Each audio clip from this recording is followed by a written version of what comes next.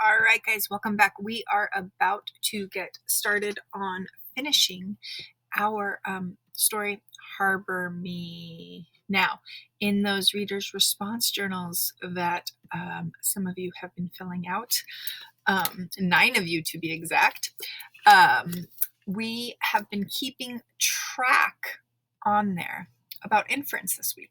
So we have been diving deep into the storylines of Harbor Me by looking at inference. So inference is when you're able to think about the text on a deeper level, and you can go beyond just the words in the basic storyline. It gets you in there deeper, and you use your personal knowledge to help you better understand the text. Okay, that's what inference is. We do that in several different ways. We have seen that all this week. We use I predict, I wonder. We're making connections with the characters and trying to decide why would they have done that. And then now we're thinking a little bit deeper about that prediction. And so instead of just saying, I predict this is going to happen, our sentence stem this week is, because of blank, I think blank will happen next. Now, since we're actually going to finish our book today, I think that that's going to be a perfect example of how I can predict what might happen in the next book. But I haven't gotten there yet, so I don't really know. We'll see. Maybe something else pops up.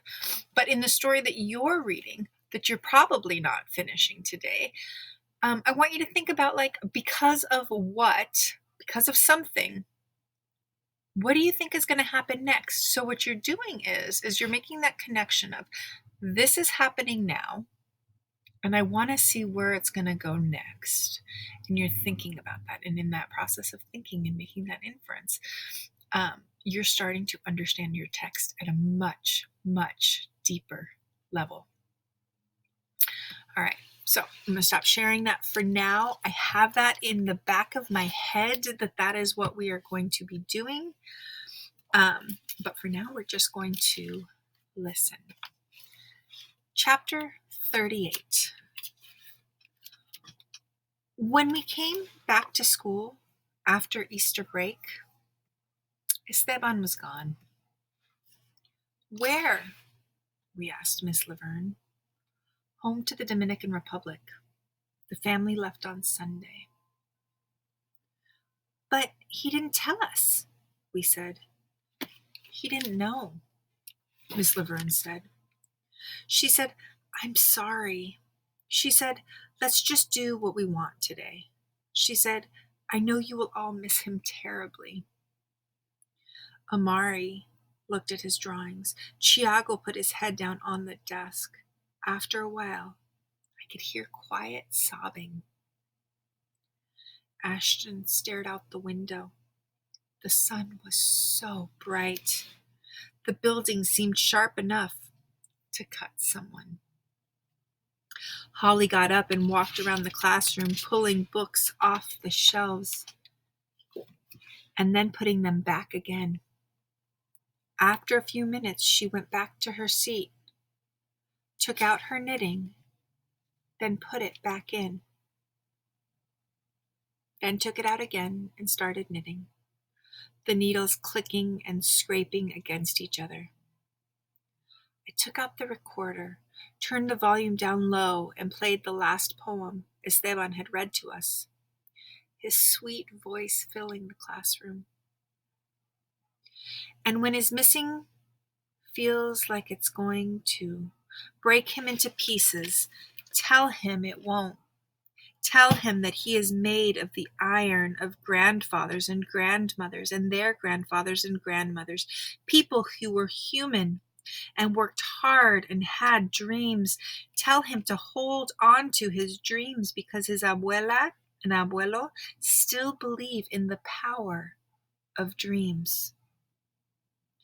Tell him he is their dream, and he is my dream, and he is the dream come true of the ancestors. We are all the dream come true of the people who came before us.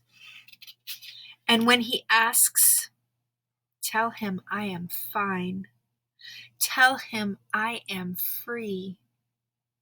Tell him the mountains go on, and where they stop, Pico Duarte's peak points up like lips, telling God a story.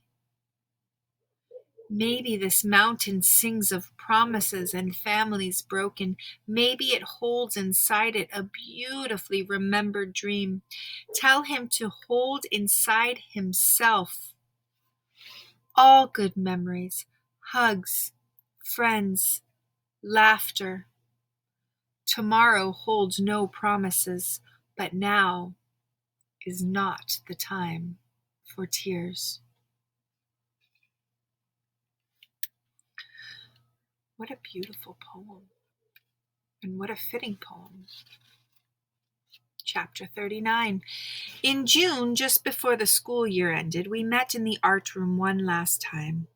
Amari said, "I'm going to miss you guys." "Me too," Tiago said. "Me too," Ashton said. "You guys are awesome." There was air in the room where Esteban's "me too" would have been. We had left his desk where it was, left the pillow he sat on in the window, and it felt like a ghost in the room. Like he was still with us, telling us about his papi, baseball season, poetry. "Me too," I said, looking at his empty seat. I hoped he was in the Dominican Republic. I hoped that he and his papi were catching baseballs and swimming in the ocean. I hoped that the family was together and safe and happy. Holly looked around at us. "It's just the summer, people. We'll be back together in September. It's not like it's for forever." "True," Ashton said, "but it won't be like this. We won't be with you and Haley. It won't be the art room." "Yeah," Amari said, "but don't forget our promise. Every day gets us closer to 20 years from now, right?" "Yup," Holly said. "When we all meet back here, all old and gray and wobbly." "I'm not going to be old and wobbly," Amari said. "Maybe you will be, but not me." "You already are old and wobbly," Holly said. We laughed, even Amari. "Remember how scared we were the first time Miss Laverne brought us in here?" Holly said. "Yeah, I hated this room," Amari said. "It was, like, depressing. That one sad picture hanging on the closet."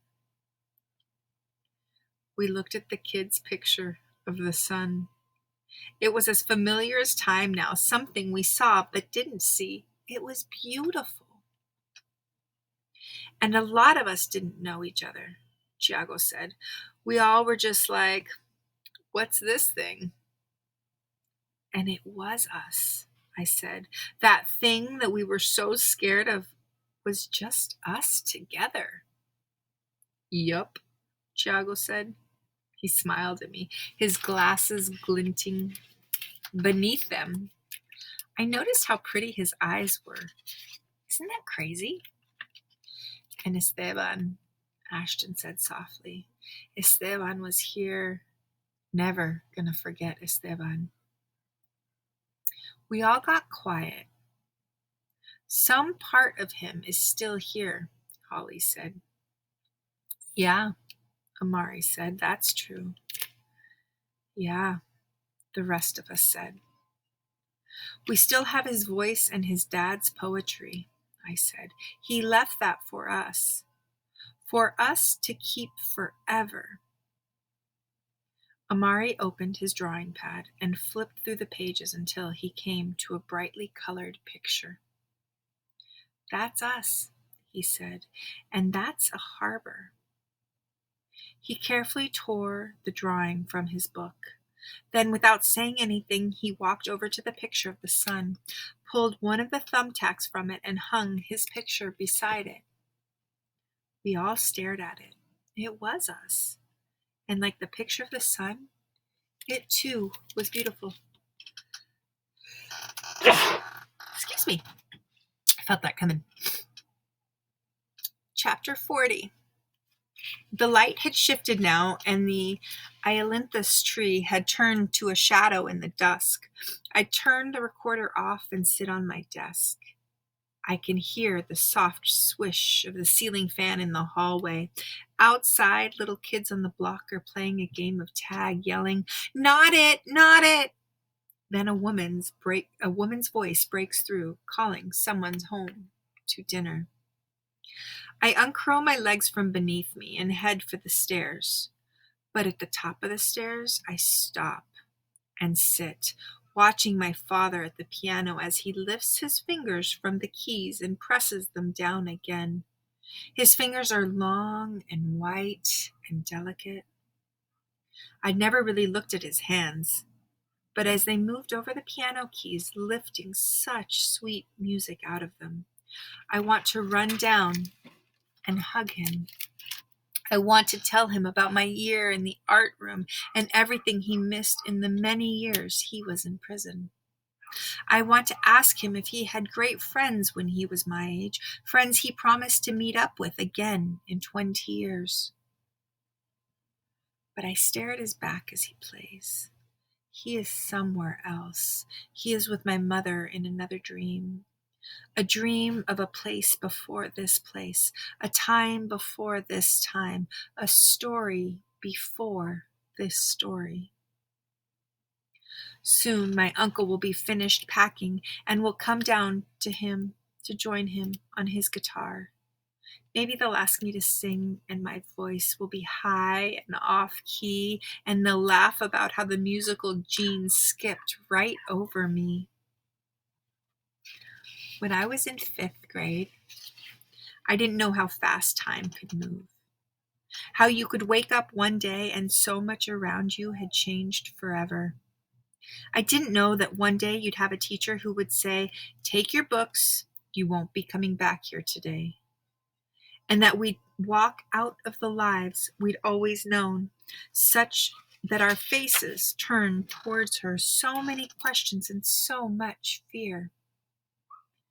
"Daddy?" I say. My father turns from the piano and looks up at me. "Play Summertime." My father looks confused for a moment, and then his face softens into something warm and familiar, something I knew a lifetime ago when I was a tiny girl, getting tossed into the air by him, laughing and screaming, both afraid and thrilled. When I was in the 5th grade, I didn't know the unfamiliar would be beautiful and funny and heartbreaking and hard. That it would be Amari calling me red and the glint coming off of Thiago's sunglasses. That it would be Esteban in the window, a silhouette with the sun coming in around him. That it would be poems and pictures and questions and answers. I head down the stairs and sit on the bench beside my father. His fingers are long and pale and stretched out across the keys. He smiles, bends and kisses the top of my head, the first notes of summertime rising from the piano. "I dreamed this moment 1,000 times, he says. "I didn't know it would be people you barely knew becoming friends that harbored you, and dreams you didn't even know you had coming true. I didn't know it would be superpowers rising up out of tragedies and perfect moments in a nearly empty classroom." "Me too," I say. And when I rest my head against his arm, when the music circles around us, when my uncle stops packing and joins in with his guitar, and we pick up the song as if we'd always been singing it, What I know for sure now is that this is the end of many stories, and also a beginning.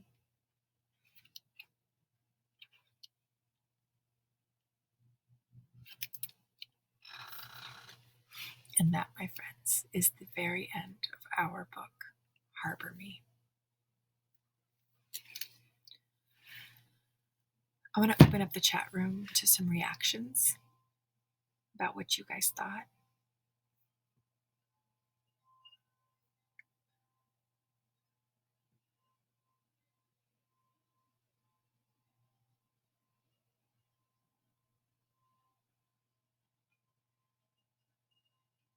It's a good book.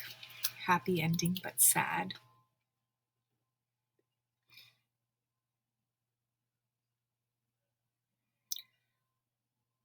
I'm wondering if this story left anyone with wonderings.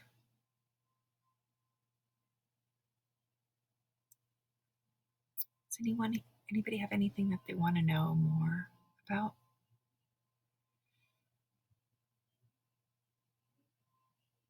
You read the book yourself?